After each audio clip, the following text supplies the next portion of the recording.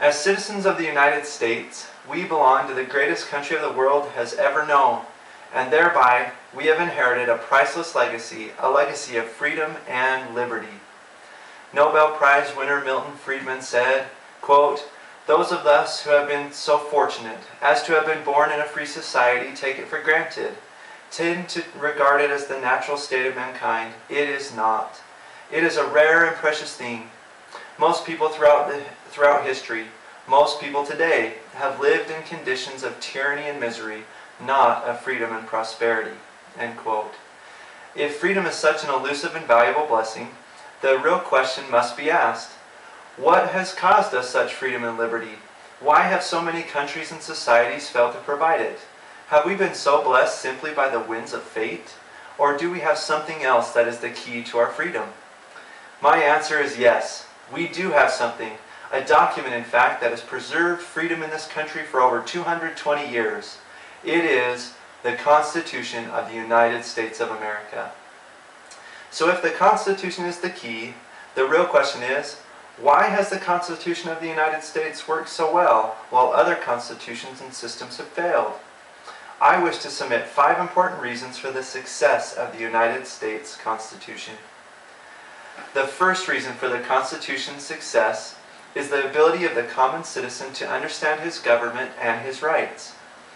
I remember being taught in grade school about the fundamental principles of our Constitution: 3 branches of government, separation of powers, and basic rights, etc. I didn't need a law degree or a PhD in constitutional studies to understand the fundamentals of our Constitution and country. This knowledge is accessible to all, even children. And not only can the citizenry access and understand the Constitution, Americans have a long-standing tradition for teaching and learning about the Constitution from a young age, even though it may not seem like it if watching an episode of Jaywalking on The Tonight Show. Alexis de Tocqueville, a Frenchman who visited the United States in 1831 and wrote extensively of his observations, said, "In New England, every citizen receives the elementary notions of human knowledge. He is taught, moreover, the doctrines and evidences of his religion, the history of his country, and the leading features of its Constitution." End quote. When the common citizen knows his rights and the limitations of his government, he is less likely to be pushed around by tyrants. An enlightened citizen is also more likely to be cognizant of the activities of government, thus allowing the people to be the watchmen on the walls of freedom. Even when we combine civil engagement with the power of the vote, the people can depend on themselves, not a benevolent ruler, to preserve their rights and liberties. This leads to the second reason for the Constitution's success, which is this: the Constitution protects the people from ambitious men and women. Of all the historic causes for failure among the nations to provide and protect freedom, the consolidation of power by ambitious men must be the most common. Consider the famous ancient republic Rome. In its earliest years, Rome, like most city-states of the era, was ruled by kings. The Romans, however, eventually ousted the kings because they experienced tyranny. This experience induced a strong fear of tyranny and a stronger distaste for kings. This distaste led to the creation of the Roman Republic. Instead of being ruled by a king, the Romans replaced him with elected leaders who would serve defined terms of service and then step down peacefully, well, usually. The Romans also created their own type of written law, like a constitution, called the 12 Tables of Rome. However, even a written law and a strong distaste for kings wasn't enough to keep the people of Rome secure from ambitious men and women. Eventually, Julius Caesar was able to consolidate power into his hands and got himself named dictator for life.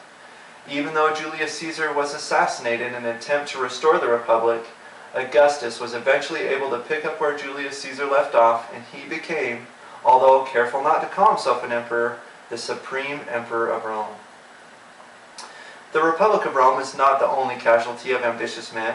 Among the many casualties are Germany with the ascension of Hitler, Iraq with the establishment of Saddam Hussein, and Egypt with the recent power grab by new President Mohamed Morsi in 2013. It is important to note that ambitious men can have good intentions or evil ones. Free societies must find protection from both kinds if they are to remain free. Ambitious men with good intentions can do much good, at least according to their own standard of good, but once a power structure is consolidated, a tyrant will eventually come along and abuse it. In regard to men with the ambition to rule, the iconic American statesman Daniel Webster said it this way, quote, "It is hardly too strong to say that the Constitution was made to guard the people against the dangers of good intentions. There are men in all ages who mean to govern well, but they mean to govern. They promise to be good masters, but they mean to be masters." End quote. So how does the U.S. Constitution protect against ambitious men and women? It outlines a system of checks and balances on power and allows the people the option of throwing out the officials they don't like through regularly scheduled elections, or even impeachments if necessary. Thomas Jefferson said, quote, "In questions of power, then, let no more be heard of confidence in men, but bind him down for mischief by the chains of the Constitution." These constitutional chains have allowed for and preserved a government which Abraham Lincoln called of the people, by the people, and for the people. End quote. This directs me to the third reason why the Constitution of the United States has worked so well, which is this. The Constitution guarantees the power to the people, yet buffers the government against the whims of the masses. According to the Constitution, the people have the ultimate power through elections. The people choose representatives every 2 years, a president every 4 years, and senators every 6 years. These representatives govern for their set terms, but must again appeal to the people for their precious votes in order to stay in power. Wonderfully, after the passage of the 15th and 19th Amendments, the power of the vote came to all the people of the Union. But even before then, the Constitution distributed the power of government throughout society, not in the elites of an oligarchy, nor the nobles of an aristocracy, nor the might of a military dictator. Still, the Founding Fathers were pragmatic when outlining the structure of government in the Constitution. They didn't create a pure democracy in which the people constantly wield complete control by voting on every action. Not only would that type of system be inefficient and logistically impossible, it would also make the government subject to the whims and tides of public opinion. Public opinion, we know, is often formed on the basis of incomplete evidence and can often be rash. Wisely, the founders framed a republic in the Constitution in which the people's elected representatives can properly weigh and debate the matters of the nation and hopefully make wise, informed decisions while at the same time being accountable to the people for those decisions. The fourth reason for the resounding success of the U.S. Constitution is this. The people, as encouraged by their religious and other institutions, have, in the majority, exhibited the temperance and virtue required for successful self-governance. Despite the growing unpopularity to say so, I must agree with the founders and assert the existence of religion, virtue, and morality as a reason for the success of this Constitution. George Washington even said, quote, "Of all the dispositions and habits which lead to political prosperity, religion and morality are indispensable supports. Reason and experience both forbid us to expect that national morality can prevail in exclusion of religious principle.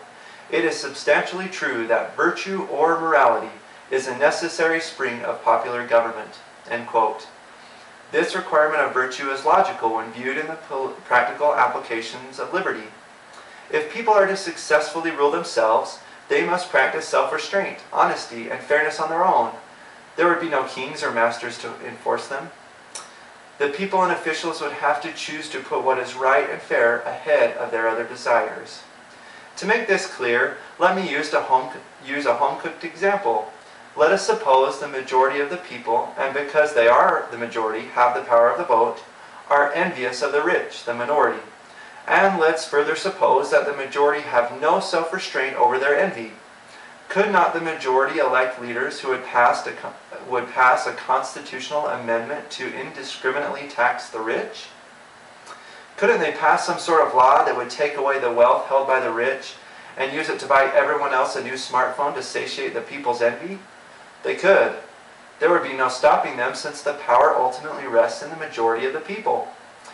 With enough support of the people, the Constitution could be corrupted, abused, or discarded.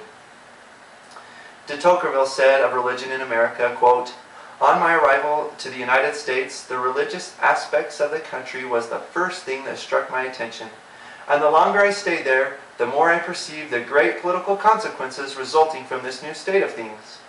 Religion in America takes no direct part in the government of society, but it must be regarded as the first of their political institutions." End quote. Of course, there are many important influences on the people which guide them in the way of virtue and morality. Virtue can be motivated by a preacher quoting the scripture, "Love thy neighbor as thyself," but is also motivated by mothers and grandmothers who insist, "If you don't have anything nice to say, don't say anything at all." It also comes in the forms of social maxims like the Golden Rule. There is no culture or creed that has a corner on virtue, but I agree with Benjamin Franklin about its necessity to freedom. Said he, quote, "Only a virtuous people are capable of freedom.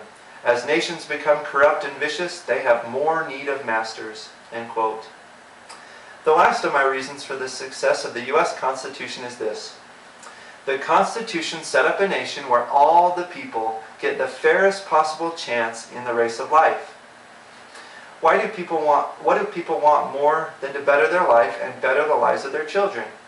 I know this was the desire for my great-grandparents who came to this land, as well as the great-grandparents of my wife. They were mostly unskilled laborers who came and worked tirelessly for their own support and the support of their families. There were no handouts. Life wasn't easy, but they persevered through drought, financial ruin, and sickness. I even remember that my grandfather was severely ridiculed as a boy because of his German accent. I would imagine that every citizen of this nation has a similar heritage. Our ancestors came to love and reverence this country, but why? I think a major reason is that they were treated fairly. They felt that their destiny was up to them, not decided by their birth or religion or lack thereof, or their politicians. They felt like they had a fair shake. The Constitution embraced two things that gave the people that fair shake. Those are equal justice before the law and a free market economy. In the United States, no one is above the law. Not the president, not the educated, not the rich, not the soldier, and not the policeman. Not only does the Constitution outlay the ways and means for impeachment, but also expressly states that beyond impeachment, the impeached party shall, quote, "be liable and subject to indictment, trial, judgment, and punishment, according to the law," end quote. Therefore, in America, no one is allowed to kill or steal and get off the hook due to their social class or personal position. And just as no one is above the law, no one is able to wield it arbitrarily, thanks to several constitutional guarantees. The Fifth Amendment guarantees against double jeopardy and forced testimony against oneself. The Sixth Amendment guarantees the right to a speedy trial by a jury of one's peers and the right to counsel. The Eighth Amendment prohibits cruel and unusual punishment. Therefore, everyone is equal before the law and everyone is afforded equal protection under the law, everyone from the president to the common farmer. Now let's move on to America's free market economic system, which took the nation from being a small anomaly on the other side of the Atlantic to being the richest industrial nation in the world by 1905. The U.S. Constitution doesn't expressly outline an economic system, but it is clear that the founders supported Adam Smith's free market economic ideas. Thomas Jefferson said, quote, "In political economy, I think Smith's Wealth of Nations to be the best book in existence," end quote. George Washington spoke out against price controls, which aligns him perfectly with free market economic ideals when he said, quote, "Let vigorous measures be adopted, not to limit the prices of articles, for this I believe is inconsistent with the very nature of things and impractical in itself," end quote. In fact, what the framers didn't put in the Constitution in regard to economic powers is likely the most important evidence for their support of a free market system. For example, there are no provisions which grant federal powers over the means of production or the distribution of goods. Another key example is the lack of positive economic rights in the Constitution. Consider the failed constitutions of the USSR or Soviet Union. The Soviet Constitution contained the right to employment, housing, rest and leisure, healthcare, education, disability pensions, and survivorship pensions.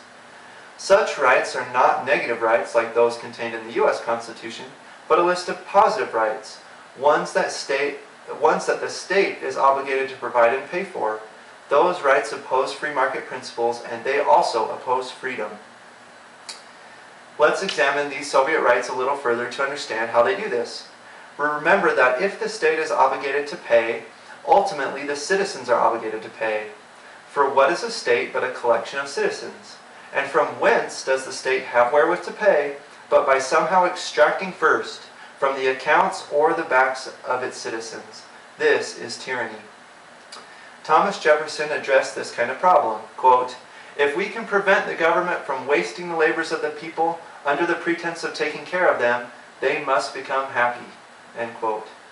The founders didn't put all economic cues in between the lines of the Constitution. It also spoke directly to the important free market principle of property rights. Amendment 5 expressly states that private property cannot be taken for public use without just compensation. And Amendment 4 guarantees the right of the people to be secure in their persons, houses, papers, and effects. So does the Constitution speak to economics? Yes. The protections of personal property, the lack of state-provided positive economic rights in the Constitution, and the founders' approval of Adam Smith are, in my mind, a firm foundation for the belief that the founders intended a free market economy to accompany the U.S. Constitution. And what of this free market economy, which has, for the most part, accompanied the U.S. Constitution? Has it helped the Constitution give the people that fair shake in the game of life that they want? Yes. It has protected the fruits of their labors, and it has spurred the unprecedented economic growth, which has in turn supplied tremendous opportunity for the citizenry. So why has the Constitution of the United States been so successful? First, the Constitution is simple. The most regular of citizens can understand his government and his rights, and thus defend them both.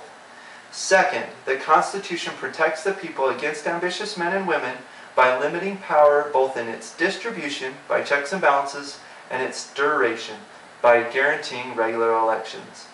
Third, the Constitution reserves the ultimate power for the people, but also protects against the whims of the masses by creating a republic. Fourth, the Constitution has enjoined of people a public virtue, temperance, and righteousness, encouraged to that end by their teachers and preachers. And fifth, the Constitution set up a country of fairness for all people by embracing equal justice before the law and enfolding free market economics into the newly established country. I implore all of us, we the citizens of this great nation, the United States of America, to uphold the Constitution, to teach it in its simplicity to the rising generations, to strive personally for virtue, temperance, and wisdom, and to defend the Constitution against the encroachments which have and are coming against it. In a letter to James Madison in 1787, Thomas Jefferson said, quote, "The people are the only sure reliance for the preservation of our liberty," end quote. And he was right. Thank you.